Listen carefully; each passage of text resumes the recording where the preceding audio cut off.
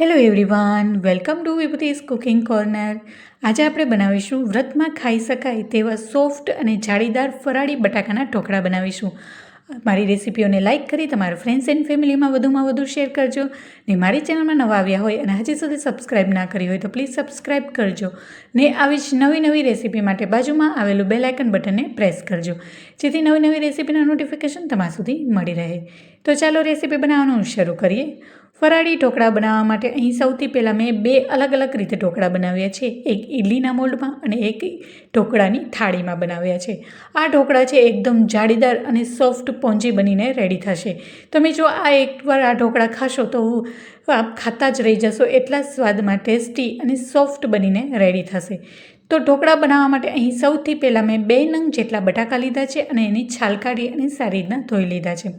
હવે અહીં મેં એક મિક્સર જાર લીધું છે. હવે બટેકાને રફલી ચોપ કરી હવે તેમાં એડ કરી ને 5 ગ્લાસ જેટલું પાણી એડ કરી અને સારી રીતના એને મિક્સરમાં પીસી લઈશું. અહીં જો તમારે મિક્સર જારમાં બટેકાને પીસવું ન હોય તો તમે ઝીણી એવી ખમણી હોય એનાથી બટેકાને સાવ ઝીણું ખમણો એવું ખમણીને પણ તમે એડ કરી શકો છો. હવે અહીંયા મેં 5 ગ્લાસ જેટલું પાણી એડ કર્યું છે. હવે એને મિક્સર જારમાં સારી રીતના પીસી લઈશું. આ ઢોકળા છે એ ખૂબ જ ખાવામાં ટેસ્ટી લાગે છે અને તમે ખાશો તો લાગશે પણ નહીં આ કે ફરાળી ઢોકળા છે, ખૂબ જ ટેસ્ટી લાગશે. હવે અહીં મેં 1 બાઉલ જેટલો મોરૈયો અને હાફ બાઉલ જેટલો સાબુદાણા લીધા છે. હવે આ સાબુદાણા અને મોરૈયાને મેં 1 કલાક પહેલેથી જ ગરમ પાણીમાં પલાળી દીધા છે. ગરમ પાણીમાં પલાળવાથી સાબુદાણા છે એકદમ સોફ્ટ થઈ જશે અને મોરૈયો પણ સારી રીતના ફૂલી જશે. પલાળવાથી આપણે જ્યારે પીસું તો ઇઝીલી પીસાઈ જશે. હવે એ જે બટેકા પીસીએ છે એ જ મિક્સર જારમાં મોરૈયો અને સાબુદાણાને તેમાં ટ્રાન્સફર કરી દઈશું. ત્યારબાદ અહીં 2 ચપટી જેટલી હળદર, 1 લીલું મરચું, નાનો એવો ટુકડો આદુનો અને 1 ચમચા જેટલું મેં ખાટું દહીં એડ કર્યું છે. અહીં ખાટું દહીં નાખ્યું છે મેં. હવે એને સારી રીતના પીસી લઈશું. અહીં દહીં નાખ્યું છે, સોરી તમને દેખાડવાનું રહી ગયું છે. હવે આપણે ઢોકળાનું બેટર છે એ સારી રીતના પીસાઈ ગયું છે. હવે તેને એક વાસણમાં ટ્રાન્સફર કરી દઈશું. આદુ મરચાં નાખવાથી આ ઢોકળા છે ખૂબ જ સ્વાદિષ્ટ બનશે. હવે તેમાં સ્વાદ પ્રમાણે મીઠું અને અડધો નંગ જેટલો લીંબુનો રસ નાખી દઈશું. અહીં લીંબુનો રસથી વધારે થોડાક ખાટા ઢોકળા થશે અને ખાવામાં પણ બહુ જ સારા લાગશે. હવે એને એક જ ડાયરેક્શનમાં સારી રીતના ફેટી લઈશું અને 10થી 15 મિનિટ માટે ફરીથી આ બેટરને આપણે રેસ્ટ આપીશું. આ ઢોકળા તમે એકવાર ખાશો તો વારંવાર આ ખાવાની ઈચ્છા થશે, એટલા સ્વાદિષ્ટ બનીને રેડી થશે. હવે આપણે 10 મિનિટ બાદ તમે જોઈ શકો છો સારી રીતના એવું સેટ થઈ ગયું છે આપણે ઢોકળાનું બેટર. હવે અહીં તમે ઈનો કે સાજીના ફૂલ નાખી શકો છો. અહીં મેં હાફ ચમચી જેટલા સાજીના ફૂલ અને 2 ચમચી જેટલું શીંગ તેલ નાખ્યું છે અને સારી રીતના એક જ ડાયરેક્શનમાં એને ફેટી લઈશું. શીંગ તેલ નાખવાથી એકદમ સોફ્ટ બનીને રેડી થશે આપણે આ ઢોકળા.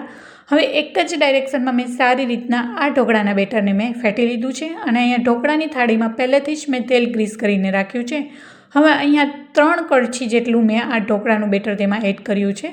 હવે આપણે ઢોકળાને સ્ટીમ થવા માટે મૂકી દઈશું. અહીં બાજુમાં મેં સાઈડમાં પહેલેથી જ ઢોકળાને પ્રીહીટ માટે મૂકી દીધું હતું. હવે ઉપરથી સુપર ટેસ્ટી બનાવવા માટે અને સારો લુક માટે પણ અહીં મેં 2 ચપટી જેટલું લાલ મરચું પાવડર સ્પ્રિંકલ કર્યું છે. હવે એને 15 મિનિટ માટે સ્ટીમ થવા દઈશું.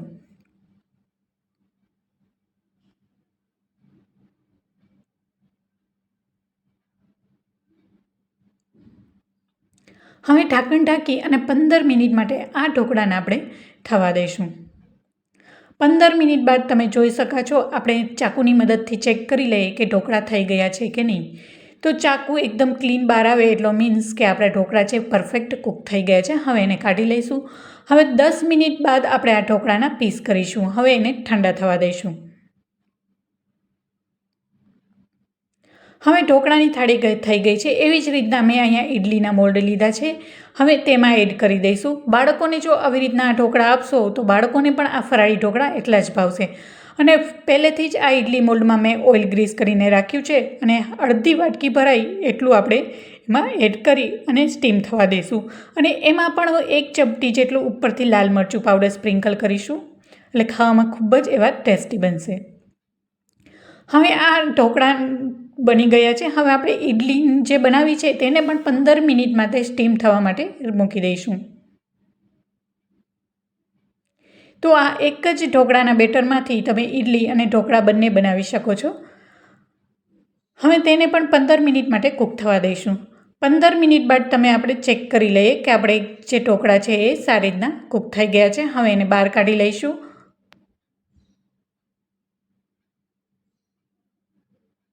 હવે આપણે ઢોકળા હતા એ ઠંડા થઈ ગયા છે. હવે એના પીસ કરી લઈશું.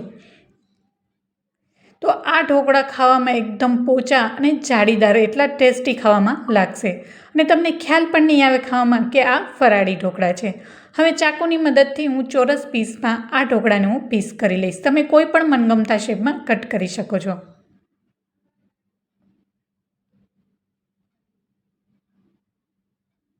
જોતાં જ કોઈને ખ્યાલ ના આવે કે આ ફરાળી ઢોકળા હશે. જનરલી આપણે દાળ ચોખાના ઢોકળા બનાવતા હોય ને એવા જ દેખાઈ રહ્યા છે.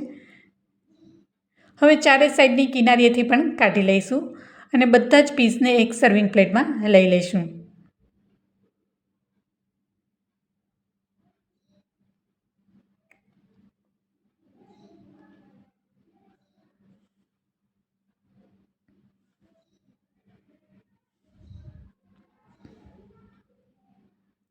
તો તમે જોઈ શકો છો વિડીયોમાં કે એકદમ જાળીદાર અને એકદમ સ્પોન્જી ફરાળી ઢોકળા બનીને રેડી થઈ ગયા છે. અને તમને તોડીને બતાવું તો એ અંદરથી એકદમ જાળીદાર તૈયાર થઈ ગયા છે આપણે આ ખાટા ઢોકળા.